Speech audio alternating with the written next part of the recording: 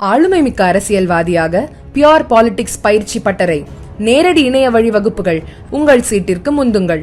7338824242.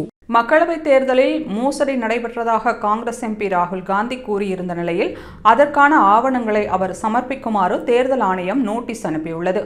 தேர்தல் ஆணையம் மீது பல குற்றச்சாட்டுகளை முன்வைத்து செய்தியாளர் சந்திப்பை நடத்திய ராகுல் காந்தி, ஷகுன் ராணி என்ற வாக்காளர் தேர்தலில் 2 முறை வாக்களித்துள்ளதாக கூறியிருந்தார்.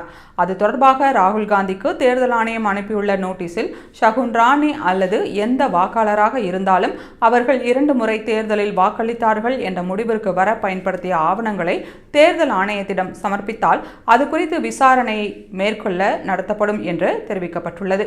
மேலும் வாக்குச்சாவடி அதிகாரி வெளியிட்ட தரவுகளின்படி குறிப்பிட்ட அந்த பெண் வாக்காளர் 2 முறை தேர்தலில் வாக்குப்பதிவு செய்திருப்பதாக ராகுல் காந்தி கூறிய நிலையில் அது குறித்து விசாரணை நடத்தியதில் அந்த வாக்காளர் ஒரே ஒரு முறை மட்டும்தான் வாக்களித்துள்ளார் என்பதும், ராகுல் காந்தி காட்டிய ஆவணங்கள் தேர்தல் அதிகாரியால் வெளியிடப்பட்டது அல்ல என்பதும் தெரிய வந்துள்ளது என்று தேர்தல் ஆணையம் குறிப்பிட்டுள்ளது.